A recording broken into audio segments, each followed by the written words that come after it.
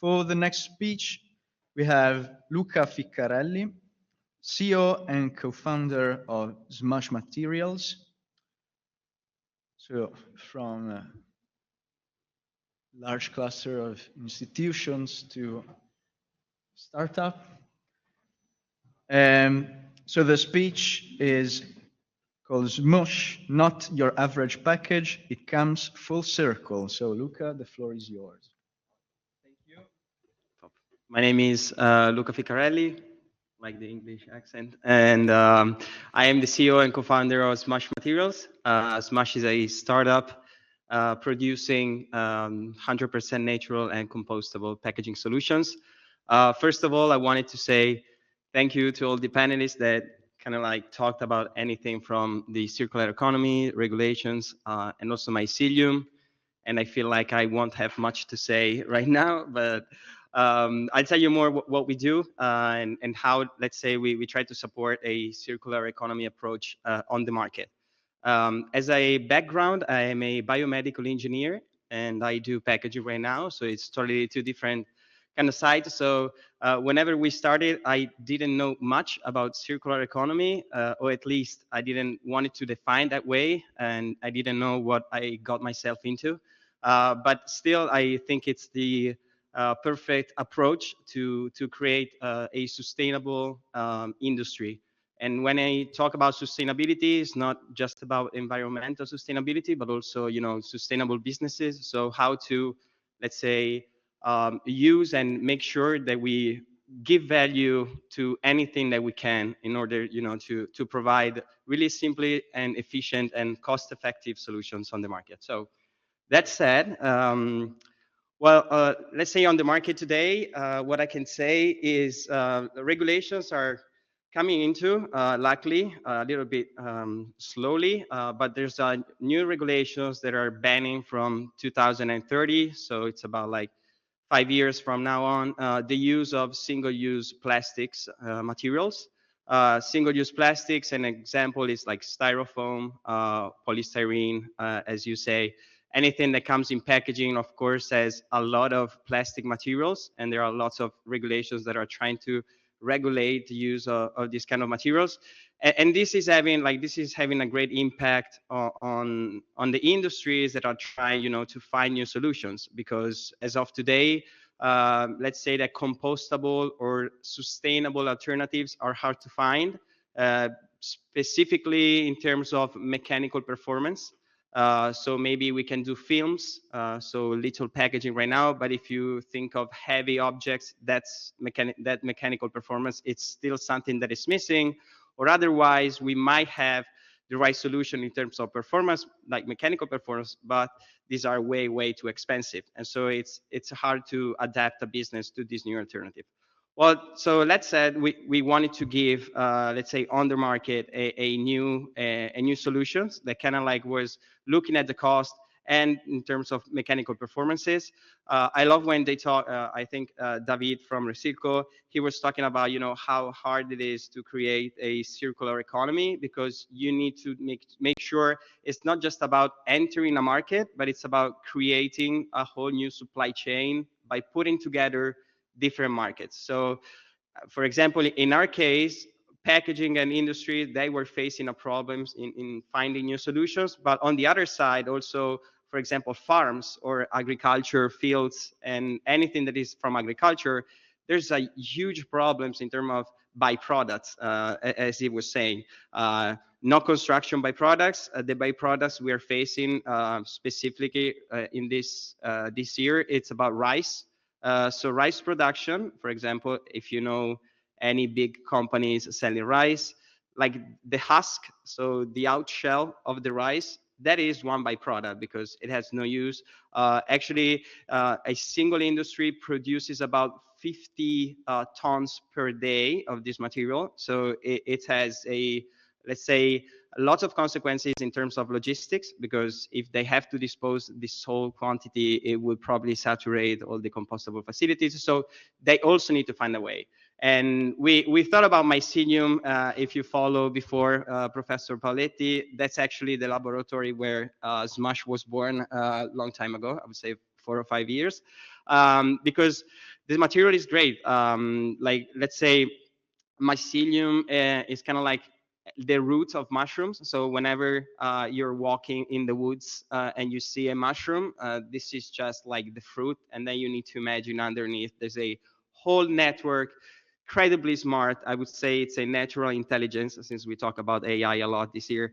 And yeah, so the fun thing, other than all the properties that mycelium has, is mycelium really grows onto nature and acts like natural glue. So starting from this thing, we'll say, okay, can we let mycelium grow on organic byproducts like rice husk, for example, and can we get a material?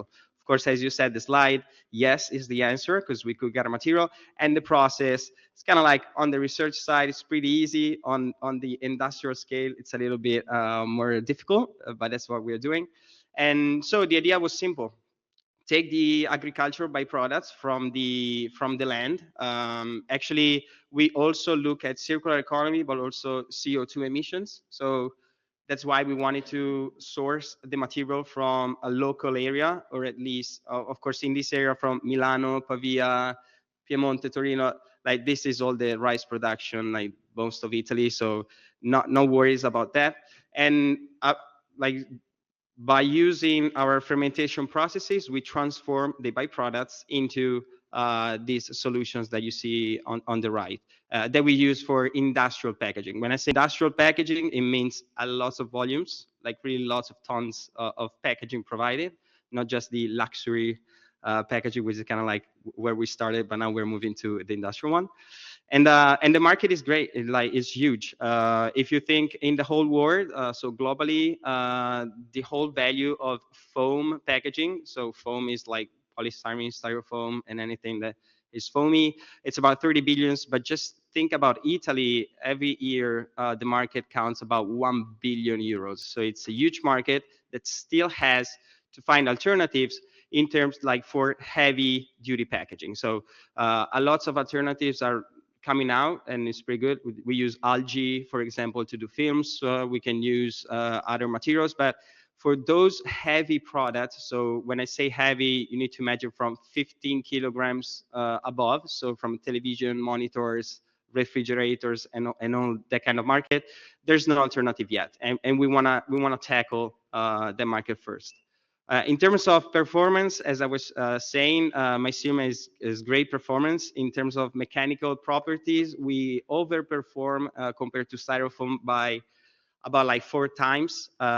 This means that not only we can support high loads, but we can also reduce the dimension of the packaging. And this has a great advantages for logistics and for transportations, because by reducing the volume of the packaging, you can fit more boxes into a van, into anything. So this is one thing. It is fireproof and waterproof, incredibly, and most important, it is compostable. So this means the material is durable in shelf life, so it takes up to 2 to 3 years, and resists in mechanical performances. But whenever you get your box at home and you have our material, you just break it, you trash it in the humid, and it's gonna decompose in 90 days. So it's gonna definitely disappear. It still does the same function of transportation, of cushioning, of protection for the product. But whenever it's used and doesn't need to be reused again, you can just break it, and it's gonna disappear. So this was kind of like the most advantage that we wanted to provide on the market. And of course, it is chemical free, so no additives. It's just nature doing its own thing. Here you can have. I brought some example of what we do. Generally, we do standard shapes. So I'll show you in a little bit, but we can also do custom design for particular objects, although this has been kind of like what we wanted to start from, but then move, of course, to standard shapes, because it's easy to industrialize anything that is just that standard. And this is our standards. So we went from corner protectors, dividers, to blocks, and also chips filler that is more for transportation and anything that needs to take up the whole volume. And we work a lot good in the bottle and flask, so pharmaceutical industry or cosmetics, because they also need that it's fragile items. So also fragile items, they use styrofoam as well as today, and they need refrigeration, which is another characteristic that we can definitely support. Here we brought some business cases that we've already introduced in the market. So these are 5 POCs. When I say POCs, it's like proof of concept. So it means getting with the industry, see one product, let's do, okay, let's change your packaging, let's try to see, let's try to test it. So we also gave them different volumes to test on the market and to see if anything was good and proper. And the best, let's say the most the heaviest product that we shipped was an elevator about 500 kilograms. So it's a great mechanical performances in terms of that. And so other than it is compostable, of course, and high mechanical performances, really when I was saying about we care about the impact and the footprint that we provide out there. Also our processes, we do have an LCA tested on the first pilot production that we made, and we can save up to 90% of CO2 emissions compared to styrofoam. So this means for industries that next year in the sustainability report, they can say, hey, I did something to decrease my footprint, which pretty much good for them. And also in terms of disposal costs, because it's not plastic, it's not it's a different material, it is compost material. So also let's say industries that are responsible to dispose their own packaging, they can save up to 80% of the cost. Here, about to conclude, is a roadmap of what we've been doing and how we and where we are going. Let's say the research on SMUSH started in 2019, but we legally funded we incorporated the startup last year. So it's in just 1 year, we were able to, test the solutions on the market. We've also raised 1.1 million euros to develop the whole business, which means people take care of regulations, test the performances and scaling up the technology.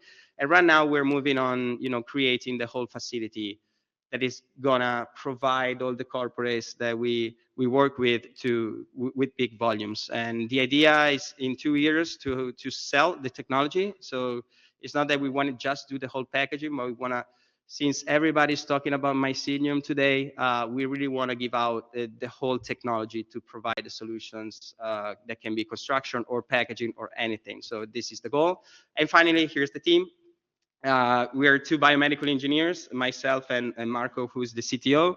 There's also another Luca, he's the COO and he's from Bocconi. So we kind of like we said, let's not just do Politecnico di Milano. Let's bring in somebody who knows about business. And of course we do have a professor. Here is just a funding team, but like in the past 2 months we hired 4 more people.